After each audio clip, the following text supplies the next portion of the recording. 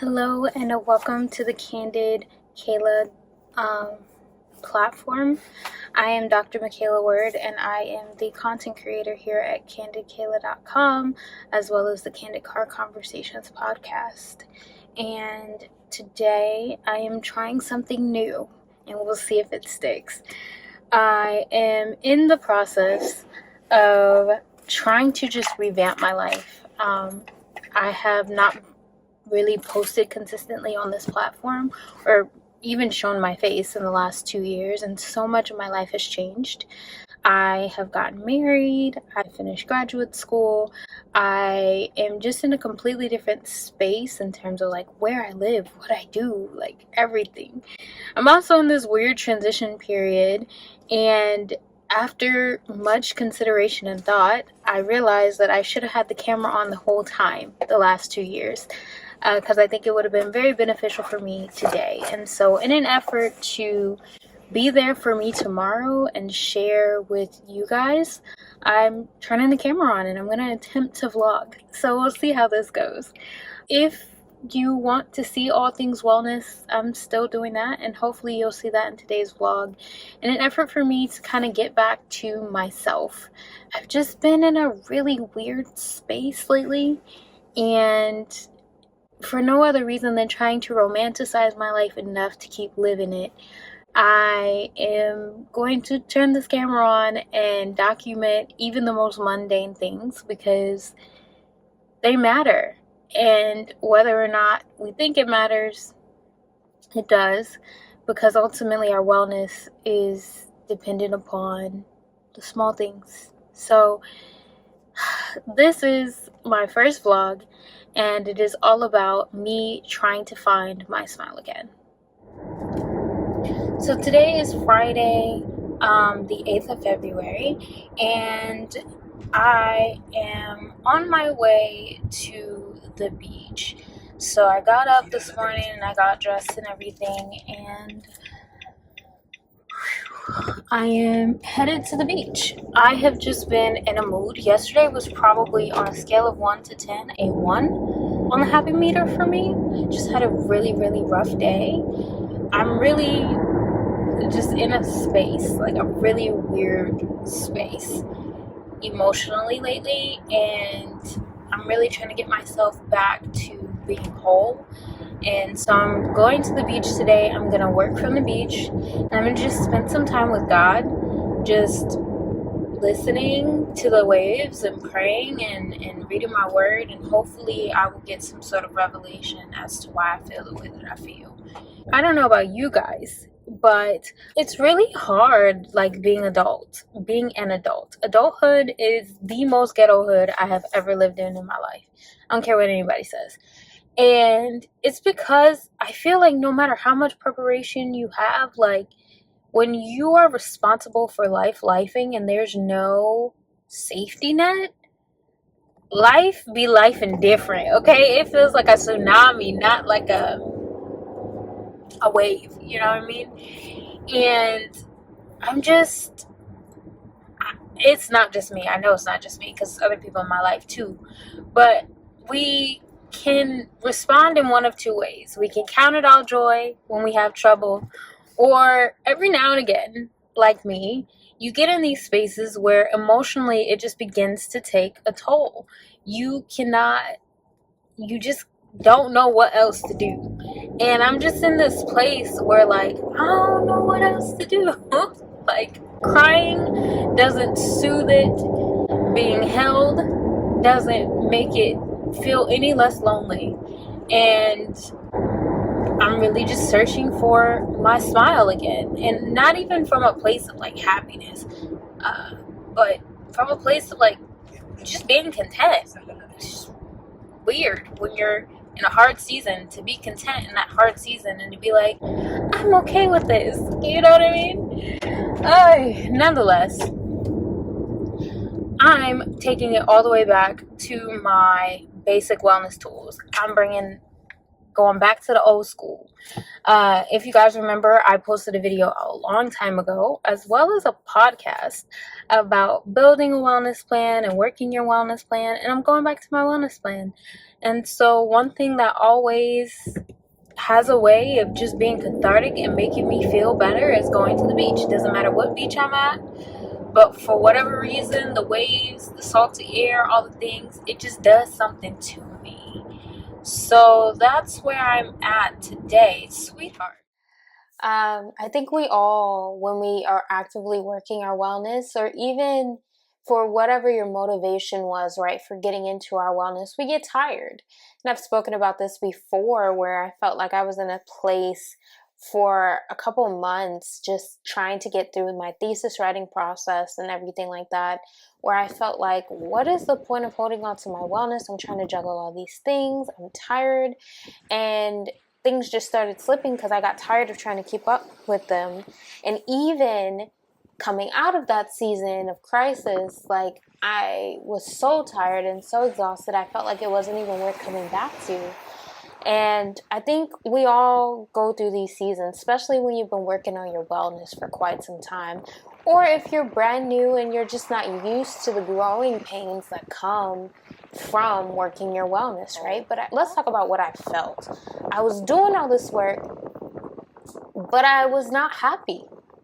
And I felt like, I thought, because my wellness journey started from a place, right, where I was actively happy, like, getting into my wellness made me happy. Exercising made me happy. Doing all those things made me happy. I wasn't happy anymore. And I couldn't figure out what that shift was that took place as to why I wasn't happy anymore. But I had to really evaluate a couple things in this sentence, right? What does working my wellness look like? And we talked about that in the past. That's building these systems and everything like that. But also, if I'm not happy, what is the value on happiness? If I'm working in my wellness, but I'm unhappy, how can I measure my success? I think the question that should be posed is, how do I measure my success in such a way that I am content in and out of every season, so that I continue to work on my wellness? Okay, so I'm back from the beach, and I actually came to my office to get some work done. I also needed to do some other stuff. So on to the next step of figuring out this happiness bit, or at least getting out of my funk. Date night. So I set up a date night for my husband and I, and we are going axe throwing. So wish me luck. We'll see if this is something that brings me joy. But I'm really in my get out of my comfort zone, find something new era. And so getting out of my comfort zone, I think I'll try something new.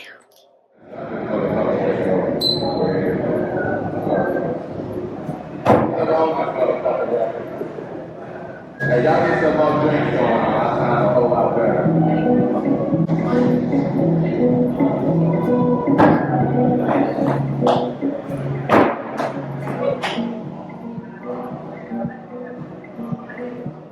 Godliness with contentment is great gain. What this bit of wisdom is saying is that you have to pursue your core values with strong contentment, and that is the gain. That is the success. That is the measurement of success. Deep-rooted acceptance for where you are, while still pursuing where you want to be.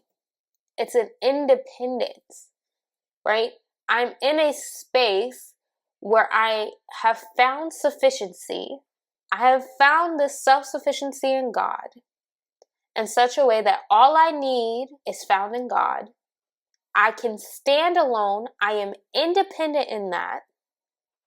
And I don't necessarily need anything else, although I am striving to mature to a place where I can develop into a greater version of myself.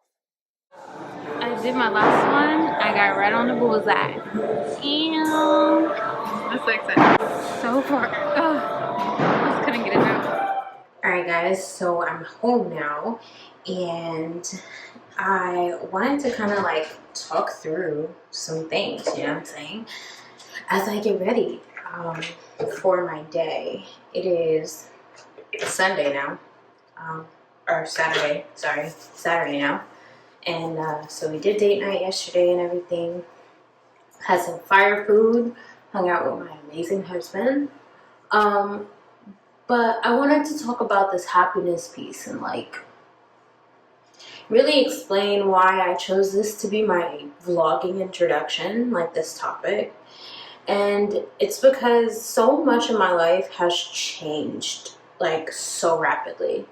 And I don't think we really talk about like how wellness shifts as you're in multiple seasons of transition. Like I've just kind of been in this state of transition for 2 years straight and counting, where it's just been thing after thing that has changed in my life.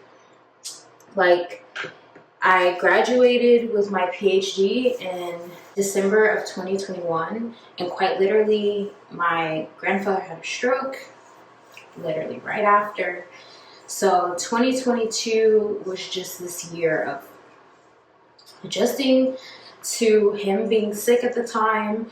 And even though, I wasn't boots on the ground, but like trying to use my expertise, or what limited amount of expertise I had, to help my grandmother. Then I was getting really serious with my boyfriend at the time. Then it was the job hunt. We don't talk about that enough. I literally job hunted for the last 6 months of my PhD, and then for an additional 3 months after PhD. Then I started a job in January of 2022 as an adjunct professor on the side. And then I transitioned into a new job. Again, I started working for my current company in March of 2022. Then it was like this huge transition and shift from being like somebody who's strictly learning to like having to be in a role where they expect you to kind of know everything. No knock on anyone. I just think that there's like a certain expectation of like, you should know how to do these things. And it's like, I know how to do them, but I don't really know what you're asking me to do. I was maybe 90 days in, and they were expecting me to kind of come with my own strategies for solving problems, and that just wasn't something that I was used to. I was used to having problems brought to me based on my expertise. But then after that, in that role, but there were multiple different project shifts since being there, as well as getting engaged, my grandfather getting progressively sicker.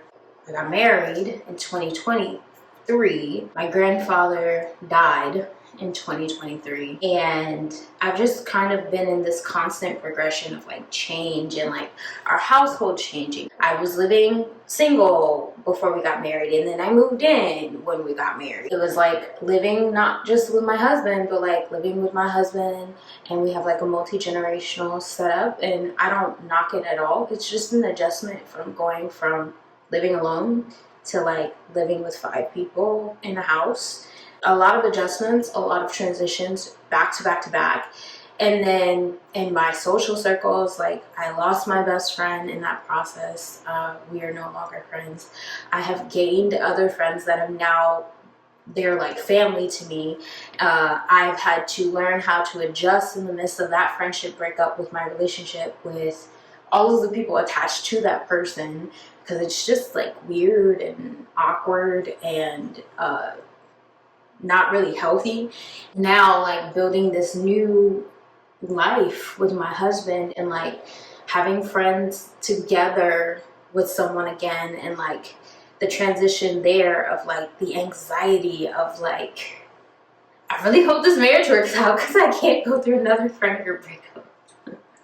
Which is like really dramatic. Like I don't worry about my marriage or the strength of my marriage. I know that God called me to it, but at the same time it's also like dealing with the aftermath of being in a really toxic environment for the last 3 years, and finally getting myself to this place of like, okay, I'm gonna move forward.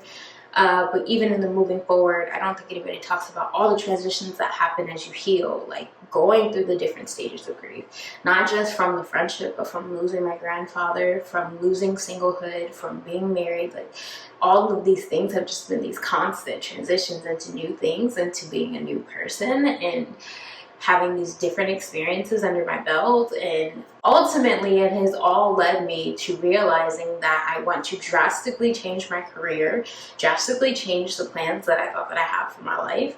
And my God, when you have like this realization, like this happened to me in 2020, where I just was transforming so fast that I was like having these moments where it's like I draw the line in the sand. That's who I used to be. This is who I am. And then you kind of try to step into who you're like who you are now. And I'm having one of those moments again, because like I'm drawing the line in the sand and I'm like, who I was and who I am are two very different people. But it's a much harder transition to step into the person that I'm becoming, because I don't know where she's going. And so with that, my wellness has just kind of taken a back seat, and it's been really difficult to have more good days than bad days. I'm still having more good days than bad days. Praise God for his mercies and for keeping my mind. But when I have bad days, they are really bad days, because they come with the weight of like loads of grief, loads of like delayed processing, and things of that nature. And so finding your happiness in the midst of all that is very difficult. So I had to go get clothes so I can finish getting dressed. But the thing is, in the midst of transition, whether you're like me and you've just chosen a bunch of transitions, or God just has you in a season of transition, like, it can be really difficult to figure out what your happiness is in the midst of that, and like where it lies. And especially when your life doesn't look the same, like the things that used to bring you joy might not bring you joy anymore. The people that used to bring you joy might not bring you joy anymore. And that's kind of where I'm at, like just trying to figure that out. Figure out like what, who, where, when, why, how, all of the things in this season of my life. And I really felt it was pertinent to document it, because there's so much like insight on the internet about things we can do, and happiness. And like, I don't know if God is too concerned about our happiness. I've been saying this for quite some time. Now, that doesn't mean that I believe that he wants us to walk around here depressed, because I also believe that he wants for us to be filled with joy. But at the same time, there's like a lot at stake when we're talking about people's well-being. There's a big difference between being long-suffering and enduring things, and rattling yourself into depression. And don't get me wrong, there's like a ton of other ways to go about finding your happiness and reevaluating your joy and all the things. But I feel like it's important to always remember and to like put the Bible into it, and to remember that God gave this manual to us about how we should live our life. And in tough seasons of transition, when you don't know who you are 100%, but God has a full, clear picture of who you are, why not learn how to tap into that in a healthy way? I think it's important to document my journey through this, because I'm not perfect at this. I'm still trying to figure it out, but I think it'll be encouraging to see somebody else who's also going through, because there's so many people that, I mean, I've scoured the internet. I've quite like looking, searching, and everybody thinks they have an answer, but is that what God has for me? I don't know. And is anybody really teaching how to go find what God has for you? I don't know. But I feel led to share, and so hopefully you guys can gain something from my experience. But with that, I'm getting off the floor because I need to make my bed and start my day. It's a Saturday, and it's like, oh, I don't even have my watch on. Well, that's a little bit counterproductive, but I know it's after 12. It's like 12:30 in the afternoon, and I'm just waking up for the day. not really waking up. I've been up since like 8, but like getting out of bed, I took it real slow this morning because I didn't feel well, and why force what we don't have to? So I'm going to start my day now, and although it is Saturday, it is the Sabbath. I take my Sabbath on Sunday. So I will be working this Saturday because I did not get enough work done yesterday to like prepare me for the week. I like to make sure that all my stuff is stacked and prepped for the week. So I'm going to be doing that today so that all of my meetings run smoothly and I'm not like frantically trying to get ready for them a half an hour in advance or even class or anything like that. So I say that to say that a certain part of finding your happiness is planning for the future. And I know for me that like when I have something to look forward to, it helps with the mental anguish. It helps with being able to really have clarity about knowing that if God has something for me in the future, then I know that I'm not going to die in these moments where I feel sad, which might seem extreme, but as somebody with anxiety, like my mind goes from 0 to 1,000 so quickly. So yeah, I recommend that you guys, maybe not on a Saturday, but I recommend that you guys take some time to plan and not just go and like do things. Like I've shown you that I took myself to the beach and it was really to like be cathartic and to give myself some freedom. But then there's also the point of like going out with my husband and connecting with my spouse that brings me happiness and that can bring me back out of this dark place. But also planning for the future can bring you out of a dark place because it gives you a reminder of where you're going. So it's actually been quite literally days later.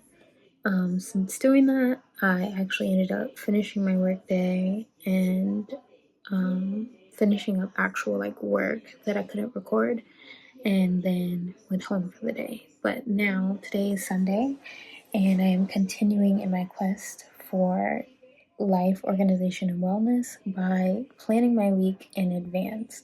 So I'm here in front of my computer and I am going to be setting up the week. I have a template that I use in like Apple Notes. You can see that here I have this template in Apple Notes, and over here on the right hand side I have all of my days of the week, all of the different pillars of my life, and now I'm going to take the time to fill it all in with all the things that I have to do for the week. Guys, the 8 dimensions of wellness, while they can be very much so self-serving because they do serve you, they are for other people. And you can most greatly measure if you are succeeding in them by how you interact with the world around you. Are you able to give to other people more because you have more serotonin in your body as a result of you exercising? Relationally, are you able to see the other person's side when you're in an argument? Mentally, are you giving yourself the patience to learn new things completely? It's these things that we should be using to measure our wellness. It's these things that should supersede our happiness, because none of these things are necessarily going to make you happy. So I'm finished with my planning for the week. I got my schedule together for the most part, and now I'm going to be putting together my outfit for tomorrow. So I saw someone say that you should pull your outfits out for the week, and when I was growing up, I actually used to do that, but I don't really have that kind of space in my closet, so I just pulled for the day. So I have these blue trousers from Zara and just this gray bodysuit that I got from the thrift store. And I'm gonna wear these on top of each other, and then on top of that, I'm trying to go for something a little bit like kind of monochrome, but not quite. You can see there are two different shades of navy, but another navy sweater here that's a hand-me-down from my mom. To top it all off, it's like a lot of navy, but who cares? I'm going to be wearing my Jordan 4s that are navy as well with this. And that is what I'm wearing into the office. Okay, so we are doing more things that make us happy, like going for a walk. And I got like the best little revelation while on my walk. And this also goes towards understanding this concept of like how to pursue happiness and that sort of thing. And I posted a podcast this week that goes along with it, so you can check that out. But it's this concept of like happiness really being ultimate contentment and your ability to accept yourself for where you are in every season, even when the seasons are uncomfortable. And if I'm honest, I have been mentioning that I'm in an uncomfortable season, and I don't feel like I am my best version of myself in this season. But even the not best version of myself deserves love. And I think that's what contentment kind of offers us. So really, not just doing all the things that make us happy, not just experiencing all the things that make us happy, but truly learning how to accept ourselves in every season, even seasons when we are bad, even in seasons when we are not good, even in seasons when our mental health is not okay. These things are important for us to accept, because it's in this acceptance that we can grow and become better and also be happy even in our lowest moments. So it's actually been a few days since you guys saw me last. I had to really take a break from like vlogging and really everything. I got sick and my mental health was really not doing well. I actually ended up taking a few days off of work, and that also included hobbies. And I was just kind of in a space where like I couldn't get out of bed. I was like crying for days on end and just really didn't feel like myself, didn't feel good inside. And I think there's more levels to being happy, and that's accepting who we are and where we are. In my previous post or clip, I showed you that like I go walking, and you've seen me like go to the beach and spend time with my husband and all of the things that go towards our wellness. But at the end of the day, being happy is a choice. And even in your lowest moments, you can still choose to bring your head above the water and smell the roses of life. And I was just so far underwater that I just couldn't see that for a few days, if I'm honest. I was really struggling to see my worth and my value.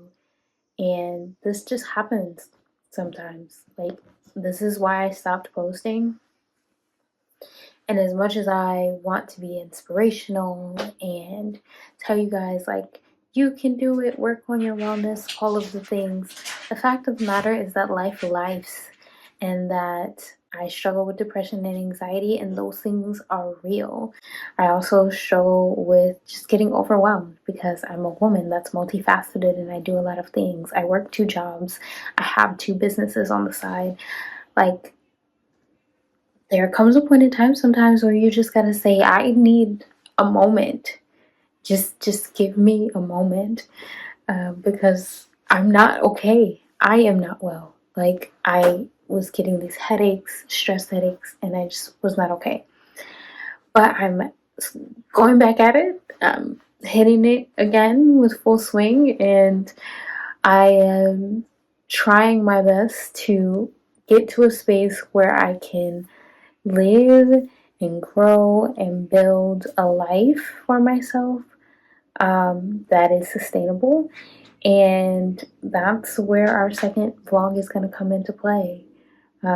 This vlog took a very different turn than what I was expecting, but a video blog is a video diary of your real life, and I was really not okay. I was really, really not okay. So with that, this is real life. I'm fine now. God is still good even when I'm at my lowest. And I think that's just a testament of God's grace. over us that we can even call on Him when we're at our lowest. So I'm going to end this first vlog like this. I know it's kind of abrupt and it's not amazing, and you might not have gotten everything that I wanted to give, but the fact of the matter is this: happiness is a choice. And if you chemically deal with things in your body that hinder you from experiencing that choice, get help. And I'm in the process of getting help at this moment, and hopefully I'm able to come back and say that the help worked. But for now, I'm here to say that, like, I'm just working on accepting myself in this season and realizing that being in remission from depression does not mean that you don't have depression. Being in remission from anxiety does not mean that you don't have anxiety. It just means that you learn how to live life in a different way for a season. And for me, I had a good run for a good season when I started reposting on KandidKayla.com. And I felt embarrassed, but I am no longer about saying that I have real issues, real problems, and sometimes I'm not well. And that's when you use your wellness plan to get you back to a good space. That's when you pray. That's when you really trust God through the midst of everything that you're going through, because the fact of the matter is that life is gonna life. It's just gonna life. People are gonna die. Work is gonna get hard. You're gonna have falling outs with people. You're gonna make up with people. And all the while, you're still responsible for your own wellness.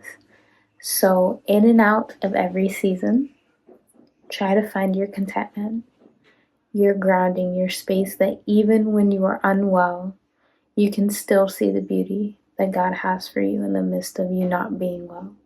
Because even being at the bottom, like I said last week in the vlog, being at the bottom was real. It was very real. And I did not vlog at the beginning of this week because it got real. But even in the midst of that, I can see that I'm not meant to be here always, and that God has me and He orders my steps regardless. And so hopefully this is an encouragement to you guys from someone who I don't even know anymore, was the wellness lady, to now someone who is just a lady trying to be well. Until the next vlog, you guys. Bye.